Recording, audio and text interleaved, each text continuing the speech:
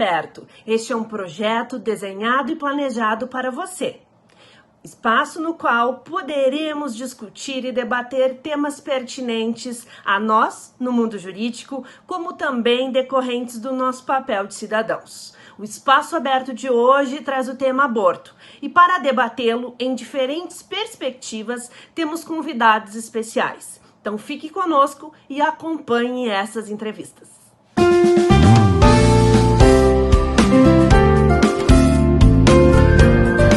A convidada do Espaço Aberto é Alessandra Friso da Silva. Ela é graduada em enfermagem pela Unifra Santa Maria, tem especialização pela Unijuí em gerência em serviços de enfermagem e mestrado em gestão de saúde e trabalho pela Univale, com área de concentração em saúde da família. Tem atuação em especial em saúde da criança e do adolescente, saúde da mulher, obstetrícia. Atua na supervisão de estágios. Atualmente, ela é coordenadora do curso de enfermagem da URI Santo Ângelo. Alessandra, seja muito bem-vinda ao Espaço Aberto. Alessandra, nossa primeira pergunta concentra-se na ideia de vida.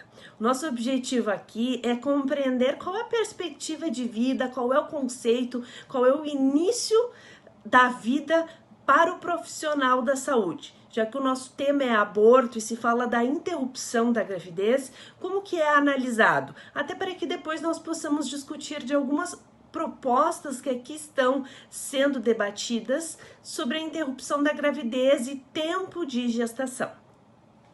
Olá, como já fui apresentada pela Charlize, meu nome é Alessandra, sou enfermeira, tenho uma vasta atuação na área da enfermagem. Hoje, momentaneamente, me dedico à vida acadêmica, mesmo assim continuo atuando junto à saúde da mulher, no hospital, nos estágios supervisionados, né, com os acadêmicos da enfermagem. Essa atitude do espaço aberto na discussão sobre o aborto é de extrema relevância, visto que mesmo em dias de hoje, com tantas evoluções tecnológicas, de comunicação, né, de evolução da sociedade, ainda nos deparamos com números significativos de abortos sendo realizados ilegalmente, e mesmo pelas desinformações de jovens, mulheres, na forma de como se proteger e de como realizar esse tipo de procedimento legalmente. Com relação à questão relacionada à vida, o que é a vida, quando que ela começa, nós ainda temos hoje uma discussão muito grande entre várias esferas, né? Tanto que o mesmo conceito de vida não se caracteriza para a biologia, para a medicina e para as religiões, né? Então, hoje em dia, o que se pensa em termos de medicina, né? E com relação à vida, como que eu posso considerar uma vida? Muitas pessoas discutem que a vida só seria considerada após esse ser conseguir se manter sozinho, né? Mediante ao CRM e a medicina, hoje se discute também a vida, considerar vida após a formação das células neurais, ou seja, após o desenvolvimento das nossas células neurológicas, que seriam o cérebro bebê, que começa a partir da quarta semana. Então, não se tem assim, uma definição exata de onde começa. A maioria dos cientistas, em muitos estudos e artigos internacionais, relacionam a vida com o momento da fecundação. Quando ocorrer a fecundação entre o óvulo e os espermatozoides, para muitos é considerado já o início da vida. Então, ainda não se tem uma certeza de como considerar o início da vida. Mas o que a gente sabe é que com a fecundação, no momento da fecundação, onde ocorre o que a gente chama das duplicações celulares e a implantação desse óvulo fecundado no útero da mulher, no endométrio da mulher, já se começa uma geração de desenvolvimento, uma geração da vida, pelo desenvolvimento que ocorre, a formação do embrião até chegar ao feto. Com relação à viabilidade na área da saúde, o que a gente considera quando o que é viabilidade? A viabilidade é quando a gente pensa que esse feto tem condições de sobreviver. Quando eu vou pensar que ele tem condições de sobreviver? Quando no momento do nascimento ele nascer respirando e mesmo que com o auxílio de equipamentos ele consiga manter a vida. Então, o que a gente considera viabilidade hoje é o que muitas vezes acontece, o aborto espontâneo ou mesmo o aborto provocado em fetos com mais de 500 gramas ou com mais de 20 semanas. Então, em termos da medicina, a gente considera como viabilidade aquele bebê que ele já vai ter toda a formação, que nasce com mais de 500 gramas ou mais de 20 semanas. Com relação a 500 gramas, é porque nem sempre a gente terá condições de avaliar a idade gestacional desse bebê, que dentro da área da enfermagem a gente vai fazer, então, a avaliação da formação dos órgãos, né, a avaliação da textura da pele, a formação da orelha, a formação dos membros, para nós termos uma noção da idade gestacional, já que muitas vezes não é sabido pela mulher quando foi o seu último período menstrual. Então, ainda nós temos um ponto de interrogação com relação à vida, mas cientificamente, alguns médicos, para medicina, eles consideram quando começa a formação das células neurológicas. Isso é baseado porque também, quando a gente define pelo fim da vida, quando a gente diz que uma pessoa está com morte cerebral, o que isso significa? Que o seu cérebro não está mais funcionando. Então, baseado nisso, temos correntes fortes que defendem que o início da vida seria a partir da formação das células neurológicas. Mas a maioria dos cientistas em artigos ainda relacionam com o início da vida o momento da fecundação, aonde ocorre a fecundação entre o óvulo e o espermatozoide.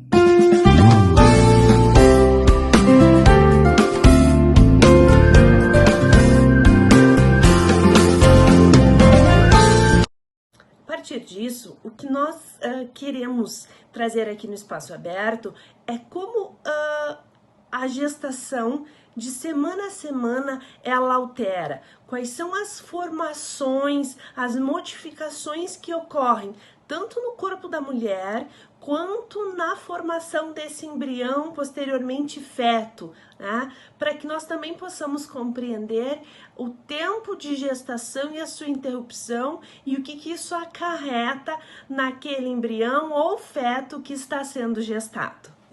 Bem, com relação ao desenvolvimento fetal e as alterações que acontecem no corpo da mulher, até as 4 semanas é difícil a identificação da gestação. Por quê? Porque as alterações são muito pequenas no corpo da mulher, assim como os sintomas também são poucos, né? Inicialmente, assim, o primeiro sintoma que a mulher vai ter, que ela normalmente é o relacionado ao início da gestação, vai ser justamente a ausência de menstruação, né? Que a gente chama de amenorreia, que vai acontecer por volta das 4 semanas após o início da fecundação. Nesse período, a mulher não vai ter um aumento de peso ainda, né? Ela vai ter alterações hormonais significativas no seu corpo. A gestação provoca muitas alterações no corpo da mulher, inclusive facilitando para desencadear alguns problemas relacionados à gestação. Mas no início da gestação, o que é mais comum de acontecer de alterações vai ser os enjoos matinais, né? O aumento das mamas, que as mamas ficam doloridas, isso são o que a gente chama de alterações fisiológicas, né? Ela tem mais vontade de urinar, fazer xixi com mais frequência no banheiro, tudo isso em função da localização do nosso útero. O útero na mulher ele está localizado próximo à bexiga. Então, qualquer aumento do útero inicialmente, ele vai comprimir a bexiga. Então, por isso. E para a manutenção da gestação e desenvolvimento do bebê, é necessário a ação de vários hormônios, Então, são esses os hormônios que provocam as alterações fisiológicas que a gente chama, né, iniciais da gestação, e depois nós teremos, com o desenvolvimento do feto, as alterações físicas, né, o aumento do peso da mulher, o edema, né, que é o inchaço, né, a dificuldade muitas vezes da mulher se acomodar em função do tamanho da barriga, muitos problemas de coluna que podem acontecer. E nós temos alguns problemas específicos da gestação que podem serem desenvolvidos durante a gestação, devido às causas externas, né? Algumas em função da própria alimentação da mulher ou outras em função de problemas que essa mulher já tinha antes, que é a hipertensão gestacional e as doenças hemorrágicas. Então, durante a gestação, ela vai ser sempre uma caixinha de surpresa. A gente nunca tem uma certeza absoluta de como será a gestação de uma mulher. Cada corpo reagirá de forma diferente. Mas, inicialmente, o que a gente tem realmente é a ausência da menstruação, os enjoos matinais, que podem ser seguidos de vômito, aumento das mamas, dores nas costas, né?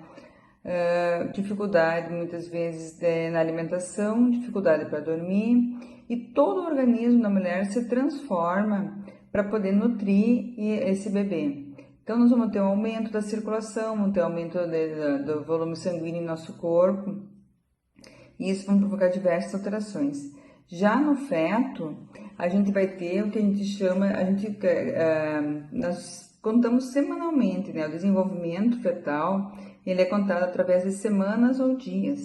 O mais usual é por semanas, né? E o desenvolvimento dele é dividido em três fases. O que a gente chama da fase pré-embrionária, que ela é considerada até o final da segunda semana de gestação. Depois, na segunda fase, nós temos a fase embrionária, que essa será da quarta até a oitava semana de gestação. E aí, então, na parte final, nós teremos a parte fetal, a fase fetal, que é a partir da nona semana até o nascimento. Nessa fase pré-embrionária, é o período em que acontecem as divisões celulares e a implantação desse óvulo no útero, formando então a placenta e o início e os tecidos que vão ser responsáveis pelos órgãos do bebê. Já na fase embrionária, a gente já vai ter a presença de células nervosas, né, a formação das células nervosas, os brotos dos membros, né, superiores e inferiores, e uma protusão maior, que é onde vai ser localizada a cabeça, com o desenvolvimento das células neurológicas. Com 8 semanas, a gente já tem a protusão das orelhas, a protusão dos olhos, né, os membros inferiores e os membros superiores definidos. E também tive curiosidade, a definição do sexo, que muitas pessoas acham que é do decorrer da gestação, essa definição do sexo acontecerá no momento da gestação, da fecundação. Então, é nesse momento que será designado o sexo do bebê através das células masculinas e femininas, né? E então a partir da fase fetal, que a partir da nona semana, os órgãos já estão praticamente formados e eles no decorrer da gestação vai acontecer o desenvolvimento e a maturidade desses órgãos. Então por isso que a gente diz que assim, uma criança com 15 semanas, ela não tem condições de sobreviver ainda hoje em função do que? Da formação imatura dos órgãos e a impossibilidade de funcionamento desses órgãos se eles não tiverem um órgão mantenedor, que no caso o órgão mantenedor é a mãe. O importantíssimo a gente tem prevar pelo pré-natal e pela saúde materna, porque a nutrição do bebê e o desenvolvimento vai depender inteiramente da mãe, da forma como a mãe se alimenta, da atividade que a mãe faz, então essa parte é muito importante. Por que a gente diz que o primeiro trimestre é o trimestre mais importante da gestação? Pois justamente é onde se formam todos os órgãos e as células nervosas. Então, o uso de medicação nesse primeiro trimestre e o uso dos abortivos, eles podem causar malformações nos bebês que conseguirem se desenvolver mesmo após o uso das medicações, bem como ele pode provocar a morte futura do bebê. Então, o primeiro trimestre é a formação do embrião para a parte fetal, quando o embrião passa para a parte fetal, é a parte mais perigosa no desenvolvimento quando ele sofre ações externas e internas do corpo da mulher. Então, por isso que então muito cuidado com o uso de medicamentos, o uso de bebidas alcoólicas e a utilização de drogas nesses primeiros trimestres.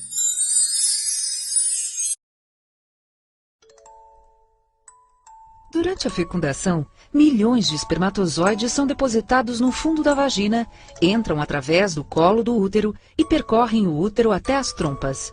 Muitos morrem, mas os que sobrevivem continuam seu caminho em busca do óvulo. Ao encontrá-lo, são atraídos por sua cobertura e se aderem a ele tentando fecundá-lo.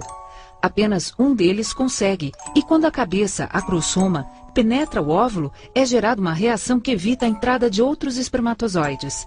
Neste momento, você já está grávida e o ovo formado pelo espermatozoide e o óvulo inicia um processo de divisão celular e migração até o útero para se implantar.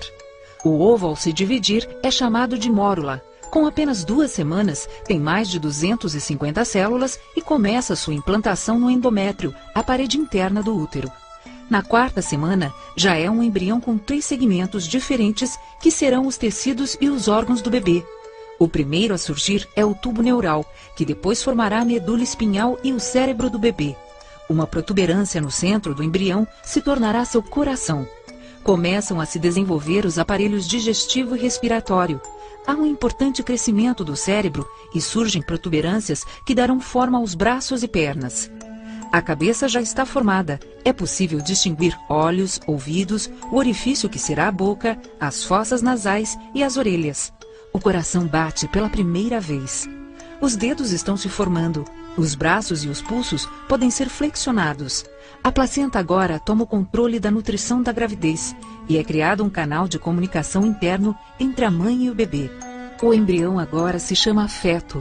Após 9 semanas, praticamente todos os órgãos vitais estão formados e funcionando. O cérebro cresce insolitamente. Quase 250 mil neurônios são formados a cada minuto no cérebro do bebê. A cabeça é uma parte importante e representa a maior fração do tamanho do bebê. Os genitais já são reconhecíveis. O rosto tem um perfil completo. São formadas as unhas do dedo e seu coração bate cada vez mais rápido. A placenta está fornecendo ao bebê oxigênio, nutrientes e a possibilidade de eliminar os seus resíduos. O bebê é capaz de colocar um dos seus dedos na boca. Começam a se desenvolver sobrancelhas e um cabelo fino. O bebê é tão pequeno que cabe na palma da mão. Ele ou ela pode notar alguns estímulos externos, como a luz, e já começa a se movimentar. O bebê está bem definido e pode fazer gestos ao morder seus dedinhos. Ele ou ela deglute o líquido que o rodeia, líquido amniótico. Move-se intensamente e percebe sensações do exterior, e já pode ouvir. Ele ou ela está atento aos sons da voz da mãe, à música e aos batimentos de seu coração. E pode abrir os olhos e diferencia claramente a luz da escuridão. Passa um bom tempo pensando. Os pulmões seguem se desenvolvendo para a vida fora do útero. O bebê acorda com sons fortes e se acalma com a voz da mãe. O bebê já tem uma rotina de exercícios que a mãe pode sentir e perceber claramente. Inclusive, se está em uma posição incômoda, começará a se mover com força até que a mãe mude de posição. Seus olhos têm cor. Fica acordado a maior parte do tempo e atento ao exterior. Ele ou ela começa a assumir a posição fetal. O cérebro já tem o tamanho da cabeça. Brinca com o cordão umbilical e começa a procurar a posição definitiva que estará ao nascer. Algumas vezes abrirá os olhos, pois pode distinguir imagens. O bebê se encontra encaixado. Sua cabeça preenche a parte superior do colo do útero. Agora se move menos devido à falta de espaço. Tem muita gordura no corpo e todos os órgãos têm desenvolvimento suficiente para levar uma vida saudável fora do corpo materno. A gordura que acumulou durante a vida intrauterina servirá para regular sua temperatura depois de nascer. Não se sabe exatamente o que provoca o início do parto. Ele ou ela pode nascer a qualquer momento. Tudo depende de quanto conforto encontra no útero.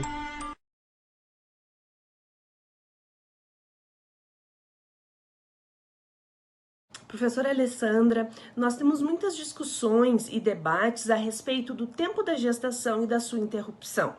Hoje no Brasil, a legislação ela impede a prática do aborto, criminalizando a conduta, seja ela praticada pela própria gestante ou com o auxílio de uma terceira pessoa, permitindo somente a interrupção quando for decorrente de uma violência sexual ou quando a mãe, a gestante, ela está sofrendo um perigo de vir a óbito e por essa razão, para salvar a sua vida, se interrompe a gravidez. Embora isso não esteja inserido na lei penal, nós também temos a possibilidade da interrupção da gravidez em decorrência da anencefalia, julgamento que nós tivemos no Brasil no ano de 2012. Mas ainda assim, persiste o debate sobre o tempo da gestação. Atualmente, nós temos um debate que a interrupção da gravidez poderia ser feita até a 12ª semana. Já se viram decisões na 20ª semana. Tem alguma compreensão, parecer ou um posicionamento da enfermagem, da obstetrícia, quanto ao tempo da gestação para a interrupção da gravidez? Com relação à etapa da realização do aborto legal, ela é estimada de 12 a 20 semanas. Com 12 semanas, a gente tem um feto já formado, né? Esse feto já tem a cavidade do coração, já tem os olhos, ainda não estão formados, mas as pálpebras sim, está fechadinho. Tem o intestino, tem os membros superiores, os membros inferiores, a cavidade, as 4 cavidades do coração. Então, eu escuto perfeitamente os batimentos fetais já com 12 semanas. Nessa fase, ele está medindo em torno de 8 a 9 centímetros e pesando 45 gramas. Já é uma fase avançada na formação dos órgãos do bebê, mas ele ainda não tem todos os órgãos formados, não tem capacidade, não tem condições de sobrevida extrauterina. Então, é um bebê que está em formação, mas que já está órgãos começando a se desenvolver, né? Tem um peso baixo ainda, mas já está em formação, bem formadinho. Se vocês pegarem um embrião de 12 semanas, vocês vão enxergar os membros, vão chegar até o coraçãozinho do bebê. Mas claro, se precisa uma data limite. Quanto mais eu defendo que o aborto, quanto mais precoce seja, melhor.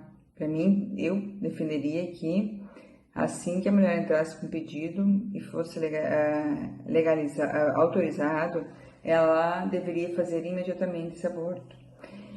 Só que o que a gente acontece, nós já temos casos que muitas mulheres, inclusive, tendo ganho a ação para a realização do aborto, acabam até desistindo em função do tempo de gestação já. Porque a gente sabe que a questão judicial nem sempre é tão rápida, então até sair as sentenças, até sair a autorização do aborto, até a mulher encontrar um local onde possa ser realizado esse aborto, porque esse aborto precisa ser realizado em locais onde sejam credenciados pelo Ministério da Saúde para a realização do aborto. O médico tem que ser credenciado, nós ainda temos uma legião muito grande de médicos que não realizam o aborto. Então, isso dificulta muito o acesso às mulheres ao aborto legal, e elas acabam então indo por caminhos clandestinos e colocando sua vida em risco. Com relação às 20 semanas, eu acho muito tarde para a realização do aborto já, porque com 20 semanas, conforme o desenvolvimento desse bebê, ele já teria condições de vida extrauterina. Então, o que eu defendo é que o aborto, assim, deveria ser uma decisão de caráter emergencial, e deveria até ser antes das 12 semanas, porque esse é um período já, que a gente chama de período fetal, onde o bebê já está em desenvolvimento, já tem vários órgãos formados. Então, o que eu acho é que esse aborto deveria ser feito antes. Eu acho que a partir da constatação da gestação, a constatação da legalidade, dela conseguir ter direito ao aborto, esse aborto deveria ser viabilizado o quanto antes. Por isso também acaba causando um trauma maior para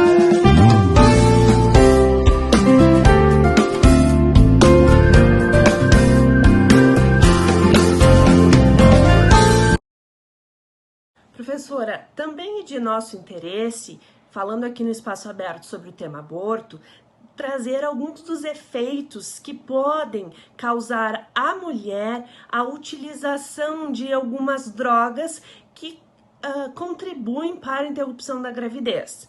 É de conhecimento da sociedade a utilização do Citotec, proibido aqui no Brasil, mas que é um medicamento que é utilizado pela gestante quando ela busca fazer a interrupção.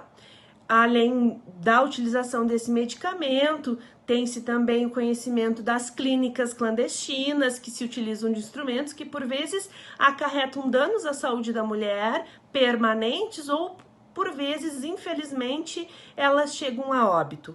Como que você visualiza os danos dessas práticas hoje no Brasil à mulher? Bem, com relação às drogas utilizadas para a realização do aborto e os tipos de abortos que nós temos hoje a gente tem o aborto espontâneo, que é aquele quando a mulher é impossibilitada de manter a gestação e acaba eliminando o feto. Temos os abortos provocados, né, que é o habitual, em que tu usa medicamentos e é eliminado. Temos o aborto retido, quando tu usa medicamento e não consegue eliminar o feto, ele fica retido, que vai ocasionar, então, no aborto infectado. E nós temos o aborto completo, que é quando a eliminação do feto, através de meios mecânicos, muitas vezes, ou espontâneo, através da medicação. Hoje nós temos, assim, um grande índice de abortos clandestinos ainda. A medicação, com relação à medicação que se usa ainda, que sempre se usou como medicação para eliminação do feto, tanto nas situações legais, né, do aborto, quanto nas clandestinas, é o que a gente chama do misoprostol, que o nome comercial também é o Citotec. Essa medicação, ela é uma medicação que ela é proibida de venda no comércio, né, nas farmácias, mas a gente sabe que existe um mercado clandestino muito grande com relação a isso. Essa medicação tem implicações diversas também para a saúde materna, além de que depende muito do estágio, do tempo de gestação para a efetividade desse tipo de medicação. Então, ela pode colocar em risco a vida da mulher em função de provocar uma hemorragia severa, em função de não acontecer um aborto completo, que a gente chama quando há a eliminação do feto, né, do saco gestacional ou já da placenta, e ficar retido, e aí sim a mulher fazer um quadro gravíssimo de infecção. Então, nós temos que tomar cuidado com o tipo de medicação que é utilizado. A medicação mais utilizada é o misoprostol, mas nós sabemos de outros tipos de uso de outros mecanismos para fazer a extração do feto. Então, nem sempre nos abortos clandestinos será usado esse tipo de medicação. Ainda se tem o uso de ervas, né? Mas principalmente o uso mecânico, né? Introdução de objetos estranhos, as ventosas para sucção do feto, né? Então, temos várias formas também da realização do aborto. Mas o maior problema que a gente vê hoje são justamente nessas clínicas clandestinas, onde não se tem condições de higiene adequada, não se tem condições de suporte básico de vida se essa mulher passar mal, se essa mulher começar a sangrar. Então, é aí que a gente vê as grandes tragédias, né? O fim da vida, aonde deveria estar sendo o início da vida. Então, a questão do uso da medicação, ela é muito complicada e ela acaba provocando muitos riscos à vida da mulher pela inadequação do uso e por profissionais incapacitados de atender se acontecer alguma emergência. Bem, dentro dos principais riscos e complicações maternas que pode acontecer é a perfuração do útero pelo uso de instrumentos, né? As hemorragias graves, as infecções e os traumas psíquicos. Foi realizada uma pesquisa no Brasil em 2016, a conclusão da pesquisa foi em 2016, sobre o aborto. O quanto é comum o aborto no Brasil. Hoje, quase 1 em cada 5 mulheres, já antes dos 40 anos, já realizaram o aborto. Em 2015, nós temos um índice de 500 mil abortos. Então, é uma prática ilegal que coloca em risco a vida das mulheres e que talvez, se fosse legalizado, nós teríamos um índice menor de mortes e um índice menor de aborto.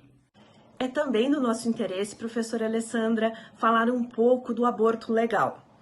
Nós temos a possibilidade, então, no artigo 128, como mencionamos antes, da interrupção da gravidez decorrente das situações em que a mulher é vítima de violência sexual, a necessidade de optar entre a gestante ou a criança que está sendo gestada, ou ainda diante da anencefalia. Nessas situações, a doutrina tem chamado de aborto legal pela permissibilidade. Se uma mulher se encontra em qualquer uma das três possibilidades aqui elencadas, qual é o procedimento? Onde existe esse amparo? Nós aqui na cidade de Santo Ângelo temos esse suporte na rede pública ou requer uma movimentação para outra cidade em razão da autorização, do credenciamento prévio das instituições hospitalares? Bem, com relação também aos centros que são de atendimento, que podem realizar o aborto, isso é uma questão bastante complexa hoje em termos de saúde, tanto saúde pública, né, quanto privada. Porque normalmente a entrada dessa menina normalmente vai ser pela rede pública, né? E na rede pública nós temos então a atenção básica, que seria a busca da primeira informação, normalmente acontece na rede básica, né, nas unidades básicas de saúde, onde essa mulher relata o acontecido e aí ela vai ser encaminhada para as vias jurídicas, né? Nós temos uma demora significativa nesse processo, né? Porque até ela ser designada a sentença e a localização de um serviço que possa realizar o aborto, às vezes ocorre um tempo bastante longo. E no estado do Rio Grande do Sul, a gente não tem muitos locais destinados, credenciados para essa finalidade. A maioria dos centros ficam em Porto Alegre, né? Os hospitais que a gente tem, o Hospital de Clínica, o Conceição, o Fêmea e a Presidente Vargas, são os hospitais de Porto Alegre que podem fazer o aborto após a decisão judicial. E nós temos em Caxias do Sul o Hospital Geral, que também é credenciado, e o Universitário de Canoas. Então, todos estão localizados próximo à região metropolitana. Está sendo preparado para o credenciamento os hospitais Universitário de Santa Maria e o São Vicente de Passo Fundo. Então, que os mais próximos da nossa região ainda são o Hospital São Vicente de Passo Fundo e o Hospital Universitário de Santa Maria. Então, esse é outro grande empecilho que se tem no atendimento, né? Visto que, porque mesmo que se saiba que foi um ato de violência ou que os exames estão comprovando malformação, anencefalia, sem um mandato judicial não é realizado o aborto. Então, isso acaba também dificultando o acesso à mulher. Nós ainda temos essa nossa rede de apoio às mulheres, ela ainda é muito fragilizada, e sendo um tema que ele ainda é visto com muitos tabus e muito preconceito social, as mulheres acabam sendo vítimas de mais uma violência quando elas precisam esse atendimento, pela discriminação e pelo preconceito. Então, esse é um assunto que merece ser abordado na sociedade, nas universidades, né? A discussão tem que ser mais séria, porque senão cada vez teremos mais e mais mulheres sendo vítimas de abortos clandestinos, perdendo a própria vida. Então, nós temos vários relatos, artigos que tratam dessa temática e nos mostram que o final nem sempre é um final feliz, além do trauma psicológico que essas mulheres acabam desenvolvendo. Professora Alessandra, sua participação foi fundamental para que aqui no Espaço Aberto pudéssemos compreender o aborto na perspectiva da saúde pública.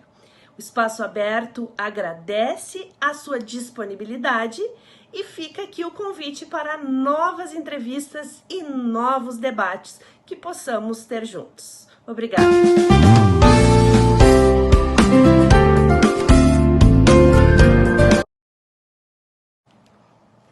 Dando sequência, então, ao Espaço Aberto, nossa primeira convidada é a professora pós-doutora Rosângela Angelim.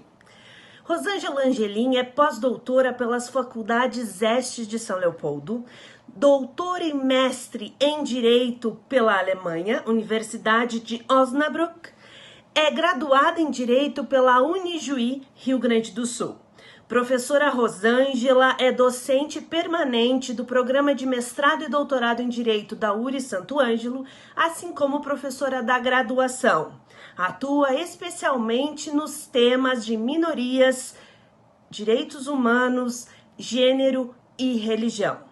Então, nossa convidada está aqui hoje para falar um pouco sobre o tema do aborto na perspectiva dos direitos fundamentais, do movimento feminista e da teologia. Seja bem-vinda, Rosângela, ao nosso Espaço Aberto. Professora Rosângela, considerando a sua área de pesquisa e a sua atuação, e também diante da Constituição Federal, em que nós temos como pilar a dignidade da pessoa humana, e no artigo 5º, os direitos fundamentais, eu destaco aqui o direito à vida e, ao mesmo tempo, a liberdade de crença. Como analisar e como compreender a temática do aborto a partir desses dois direitos fundamentais esculpidos em uma Constituição que se pressupõe garantia da dignidade da pessoa humana? Olá, professora Charlize, agradeço o convite de participar desses debates, que certamente são muito importantes, né? Podermos ver temas tão polêmicos de perspectivas diferentes. E então o desafio agora é eu falar sobre o aborto ou a interrupção voluntária da gravidez, né? A partir de uma perspectiva constitucional, nós temos uma Constituição cidadã, a de 88, que vai nos trazer a dignidade da pessoa humana acima de qualquer coisa. Essa dignidade, um conceito que o direito brasileiro ainda não explicou normativamente, é algo que, se perguntado, todo mundo sabe, mas ao mesmo tempo não consegue decifrar exatamente o que é. Mas a Constituição, ela conseguiu, através da sua normativa, falar da dignidade como o direito à vida, o direito de estar vivo, de permanecer vivo e também de não ser morto, como diz o José Afonso da Silva, né? Então, quando a gente fala na interrupção voluntária da gravidez, nós vamos ter aqui de imediato uma pergunta. Enfim, quando é que começa a vida? Vocês já estão avançados no estudo do direito e vocês sabem que dentro do direito brasileiro não é unânime o começo da vida, né? Então, vão ter várias teorias que explicam o início da vida, que seja desde a concepção, que seja semanas depois, que seja quando é formado o cérebro, enfim, tem vários posicionamentos que não são unânimes e não são pacificados. O STF, agora em 2016, que é o que de mais novo nós temos dentro do direito brasileiro, ele julgou um habeas corpus sobre a interrupção voluntária da gravidez e disse que a gravidez começa a partir da 3ª semana de gravidez da mulher. Então, a partir disso, a partir dessa percepção do Supremo Tribunal Federal, motivada por posicionamentos de países estrangeiros que adotam esse mesmo sentido, não seria crime a mulher interromper a gravidez até esse período gestacional. Sabemos todos e todas que dentro do Brasil nós temos 3 possibilidades de interromper a gravidez, que é em caso de risco de morte da mãe, em caso da mulher ter sido estuprada e em caso de uma gravidez de feto anencefalo. Vejam bem, são possibilidades de interrupção de gravidez legisladas no Brasil, que não significam que toda mulher que foi estuprada, que toda mulher que está correndo risco de morte, ou que toda mulher que tem feto-anencefalo, gravidez de feto-anencefalo, precise ou seja obrigada a interromper a gravidez. E vocês sabem, vocês lembram que a decisão da arguição do descumprimento de preceito fundamental sobre os fetos anencéfalos ficou anos tramitando no Supremo Tribunal Federal, justamente pelo fato de se decidir, enfim, quando é que começa a vida, enfim, de quem é que é a dignidade que nós estamos falando. É da mulher ou é do feto? Então, o STF decidiu que a mulher poderia fazer essa interrupção, obviamente, comprovando, tem todos os requisitos e também num tempo que não vá gerar problema para ela. No sentido da questão da liberdade religiosa, falar em religião é algo muito delicado, é super delicado. Nós vamos estar falando em fé, nós vamos estar falando no que as pessoas acreditam sobre vida, sobre morte, sobre todo um entendimento que aborda perspectivas que são muito diferentes. Essas liberdades religiosas, elas não vêm dizer, olha, é dentro da Constituição, né? É proibido ou não é proibido, tanto é que o Estado brasileiro tem 3 casos em que é permitido interromper a gravidez, independente do julgamento de quando começa ou não começa a vida. Os preceitos religiosos, essa liberdade religiosa, ela é tão fantástica, porque ela se trata, sabem do quê? De um direito individual, de um direito personalíssimo, totalmente individual, de decisão das pessoas. Então, quando tratamos de liberdade religiosa e de questão de aborto ou da interrupção voluntária da gravidez, nós tratamos exclusivamente de uma perspectiva individual do ser e não o Estado que decide ou não decide sobre isso. Então, é um tema que é importante se tratar referente à questão da dignidade. Professora Rosângela, temos conhecimento da sua pesquisa e dos seus estudos que relacionam gênero e teologia, em especial no seu pós-doutorado. Como nós podemos compreender a temática do aborto a partir da perspectiva religiosa, né? Muito nós acompanhamos nas discussões, principalmente quando há o debate sobre a possibilidade de legalização ou descriminalização da prática, há uma corrente muito forte contra essa descriminalização ou a própria legalização do aborto sob um viés da religião. Como que a senhora pontua esse tema? Falar nesta perspectiva da segunda pergunta que me foi feita, nós vamos tratar da questão da igreja, dessa perspectiva religiosa frente à descriminalização ou não do aborto, né? É sempre bom a gente ter presente os fatos históricos que geram toda essa perspectiva da humanidade, né? E nós sabemos que Estado e religião sempre andaram muito juntos, muito próximos, e basta nós pegarmos a Idade Média, história. Gente, estou falando aqui de história. A história da Idade Média, ela aponta para o fato de que até então as mulheres controlavam os seus corpos, controlavam a quantidade de filhos que tinham, porque se vivia numa situação muito difícil, numa situação muito dura. Quem trata isso é, aliás, a Silvia Federici, que faz toda uma retomada histórica das mulheres na Idade Média. Então ela diz que as mulheres controlavam, se elas viam que não ia ter alimento suficiente, estavam grávidas, elas tomavam chá para que não levassem a ter uma gravidez. Hoje nós tomamos anticoncepcionais, né, quando para decidir sobre essas esferas dos nossos corpos, né?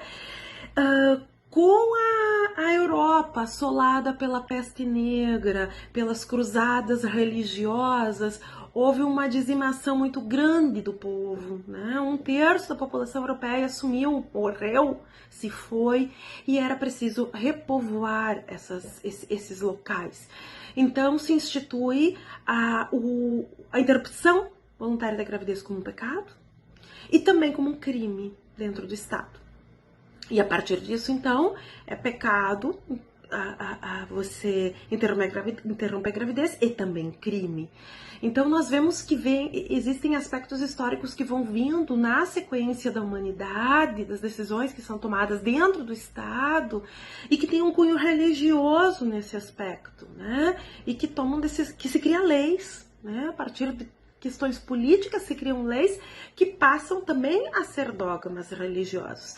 Então, quando a gente fala, quando se encontra uma dificuldade muito grande nessa perspectiva, é importante ver que existe história também por detrás disso. Eu não estou aqui dizendo que as denominações religiosas precisam ser a favor ou ser contra a descriminalização da interrupção voluntária da gravidez, até porque isso é uma questão individual do cidadão e da cidadã. As denominações religiosas, elas se preocupam com a fé, com a propagação de todo um aparato dogmático que elas acreditam para a decisão individual da pessoa, né? Então não teria que ver com o Estado, tanto que a gente fala, né, do Estado laico, aquele Estado que não vai se meter na vida individual das pessoas, não vai interferir na vida individual das pessoas, mas vai regulamentar a vida individual das pessoas, né?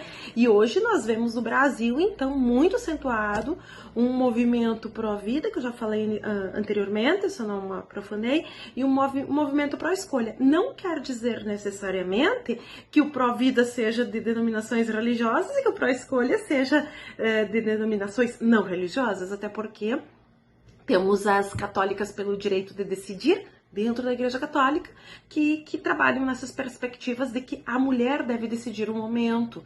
Não pregam, obviamente, que deva se interromper a gravidez, mas que quem tem esse poder de decisão é as mulheres. E elas vão decidir, e muitas decidem a partir da sua fé. O que não dá para deixar é que mulheres sigam morrendo. Nós temos um problema de saúde pública.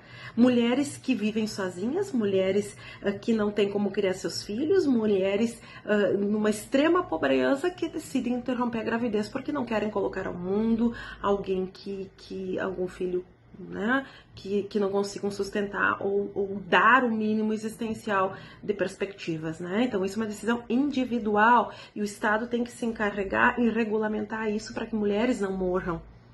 A decisão de fazer ou não fazer é de cada uma. É de cada uma das mulheres, a partir de suas crenças religiosas ou do que elas resolverem nesse aspecto trabalhar, né? E se percebe mesmo dentro do Estado laico que nós temos bancadas religiosas de deputados e senadores que se professam a sua fé e trabalham numa perspectiva muito forte contra a descriminalização do aborto. Inclusive, não podemos esquecer que tramita no Congresso Nacional o Estatuto do Nascituro, o projeto do Estatuto do Nascituro, onde vai se abolir, se esse estatuto aprovado for, muita atenção, as meninas, as mulheres aqui presentes, qualquer tipo de interrupção voluntária da gravidez. Se a mulher está com risco de morte, bom, o problema não é esse, a dignidade dela não importa, importa mais a dignidade do feto. Se a mulher foi estuprada, o problema é dela, ela vai ter essa criança. Se é feto anencefalo, não faz mal, ela leva a termo essa gravidez, a dignidade dela, se ela vai estar bem ou não com feto, com o nato morto, não importa. E o pior de tudo isso é essa perspectiva que se traz do direito paterno, né? Nesse possível estatuto do nascituro, onde a mulher não possa abortar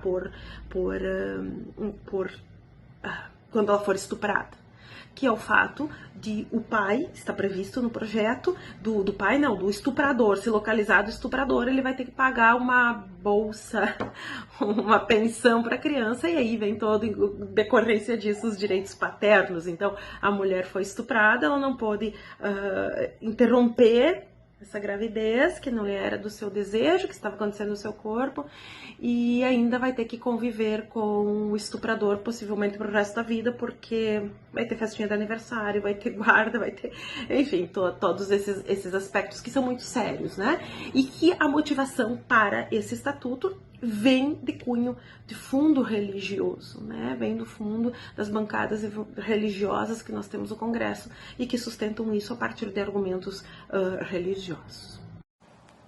Como nossa pergunta anterior fala em autonomia do corpo feminino e o poder de escolha da mulher, é interessante aqui trazer uma decisão do ano de 2017 do Uruguai. Essa discussão fala do poder de escolha do pai, algo que até aquele momento não se era debatido ou considerado.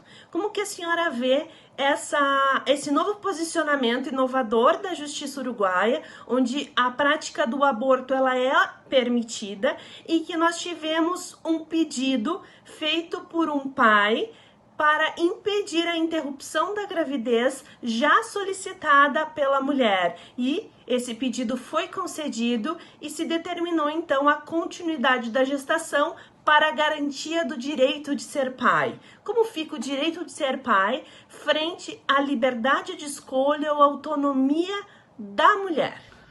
Quanto à terceira pergunta que a professora Charlize me fez sobre a questão do Uruguai, onde um pai requereu seus direitos, supostos direitos paternos diante de uma possível interrupção voluntária da gravidez, foi um caso muito interessante, né, que despertou polêmica, inclusive dentro do próprio país, onde a interrupção voluntária da gravidez é uma realidade, é uma possibilidade, foi descriminalizado, mas obviamente não foi aceita por toda a sociedade. Então tem uma briga ainda muito grande, uma briga jurídica e inclusive legislativa quanto a esse sentido, embora vigore uma lei permitindo. E nesse caso, então, para que as mulheres nesse país possam interromper a gravidez, elas vão seguir um devido processo legal, enfim, vão ter uma equipe disciplinar que acompanha elas, que tem psicólogo, tem médicos, tem assistente social, tem um monte de gente lá que vai fazer perguntas para ela, que vai acompanhá-la para ver se de fato essa é a decisão que ela quer, né? Inclusive, depois da promulgação dessa lei, que se não me engano foi 2015, reduziu o número de interrupções voluntárias de gravidez. E aí não se sabe ainda se essa redução foi porque a equipe disciplinar consegue convencer as mulheres a não fazer, ou se porque as mulheres não querem se submeter a essa equipe multidisciplinar e acabam seguindo fazendo abortos clandestinos, né? Que é um perigo horrível que todos nós sabemos. Quanto a essa sentença proferida por uma juíza mulher sobre o caso, é importante a gente ter presente que, embora esse homem tenha requerido seus direitos paternos, a sentença não lhe garantiu o direito paterno e sim proibiu a interrupção voluntária da gravidez porque a mulher não havia cumprido com o artigo 3º dessa legislação, que dizia que para você fazer o aborto precisaria dar uma motivação, né, das circunstâncias da gravidez, da circunstância econômica, comprovando que no caso não poderia dar termo à gravidez, e como não tinha isso, a juíza disse que então não poderia fazer a interrupção voluntária da gravidez. Claro que eu não li o processo, mas lendo sobre o processo, no decorrer da sentença, a própria juíza manifesta o seu posicionamento de que a vida começa desde a gestação, enfim. Então, indiretamente, ela garantiu o direito paterno a isso tudo, né? Então, a gente vê aqui a interferência do Estado. Mais uma vez, a interferência do Estado sobre os corpos das mulheres. E aí não dá para deixar de falar, tem uma obra aqui muito importante, Dar a Vida e Cuidar da Vida, da Silvia Scavone, que ela... Lucila Scavone, que ela trata na sua pesquisa, num determinado momento, que aconteceu aqui no Brasil, um fato ocorrido aqui no Brasil, quando as mulheres, elas foram lá pela década de 90, foi um acordo com o FMI, Fundo Monetário Internacional, de reduzir o crescimento populacional, e as mulheres foram esterilizadas compulsoriamente, sem saber, né? Então, o Estado esterilizou mulheres, obviamente as pobres, né? Esterilizou sem a sua autorização. Ou seja, ela quer ser mãe, não, tu não pode mais. O Estado decidiu que não pode. Ou o Estado obriga a ser. E quando a gente trata, eu sempre lembro muito do caso da China, né? A China, ela obriga as mulheres, o Estado chinês obriga as mulheres a fazerem aborto quando tem mais um filho. Agora eu não sei se ainda essa legislação é vigente, mas era até pouco tempo. Também não pode. Imagina uma mulher que quer ser mãe, cadê a autonomia do corpo dela? Ela quer ser mãe e o Estado diz não, eu decidi que você não pode. Ou, eu não quero ser mãe agora. Não, você tem que ser porque eu decido que você tem que ser.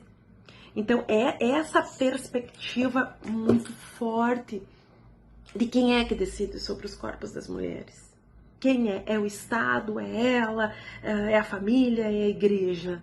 Né? Então, nós muito mais do que início não de vida, o Estado, como Estado, precisa regulamentar essa questão da autonomia dos corpos, porque com o liberalismo todo mundo tem liberdades, mas as mulheres, nesse caso, sobre os seus corpos, não.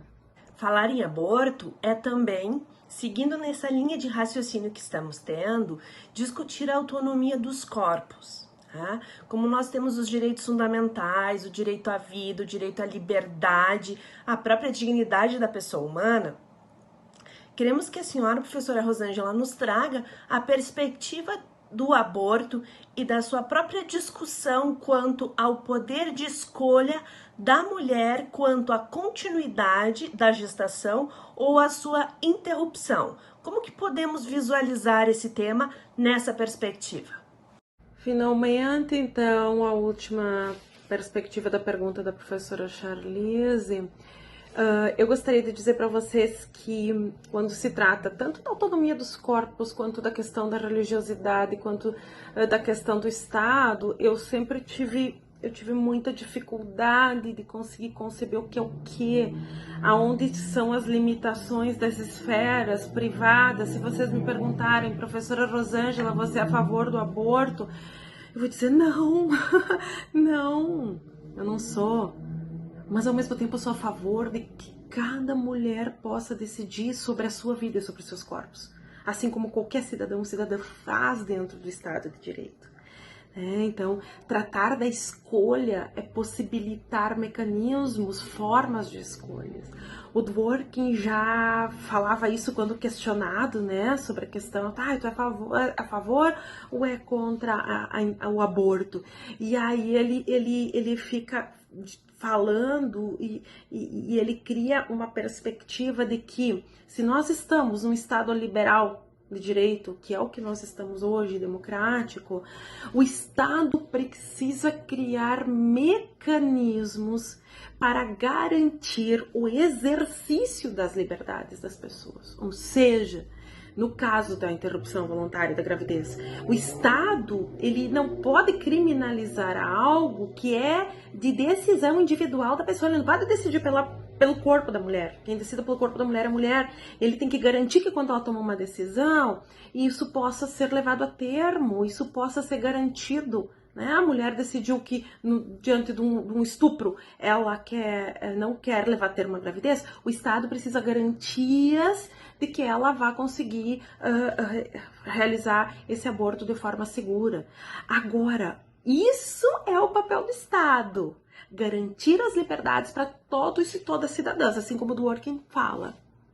Isso é Estado liberal, democrático e constitucional do direito. Agora, quem vai decidir sobre isso? E aí entra o aspecto da religião. Sou eu, é você, é cada indivíduo. Olha, minha religião, as minhas perspectivas religiosas não me permitem isso, não acredito que isso seja legal, não faço. Pronto. Mas se eu estou no momento da vida que eu acredito que isso deva ser feito, é o meu livre-arbítrio de exercer isso. Então, eu não vou ser criminalizada perante o Estado. Então, essa perspectiva de autonomia e de liberdade dos corpos, ela é importante. né? O bom seria que nós tivéssemos uma sociedade onde a gente nem precisaria estar falando sobre essas coisas, que a gente poderia viver todo mundo bem, que a gente pudesse, as mulheres ter acesso a esses seus direitos reprodutivos. Isso é um direito reprodutivo, né? Reconhecido internacionalmente. Então, e aí já dizia sabiamente o rei Salomão, quem conhece a Bíblia pode buscar, ele dizia o seguinte, que uma frase que para mim é muito boa, né? Que ela serve como apoio para a construção, para a efetivação dos direitos sexuais e dos direitos reprodutivos das mulheres, que é: permitamos que decidam as pessoas que são mais intimamente afetadas pelas consequências de tal decisão. Então, isso é uma decisão individual. O Estado garante a realização, mas não decide pelas mulheres. Existem posicionamentos diferentes, respeito todos eles, dialogo tranquilamente com isso, mas é muito importante que nós, estudantes de direito, possamos fazer esse marco de divisão. Qual é o papel do Estado e qual é o papel individual e que envolve questões religiosas. Do Estado é garantir essas liberdades que as pessoas devem ter, e da religião é dizer, bom, é correto, não é correto fazer isso, e as pessoas seguirem isso em cunho individual. Muito obrigada, espero ter contribuído para o debate. Professora Rosângela, agradecemos a sua participação no Espaço Aberto. Sabemos o quanto a sua contribuição enriquece o nosso debate e deixamos aqui convite para que a senhora possa retornar e contribuir em outros temas. Obrigada novamente pela sua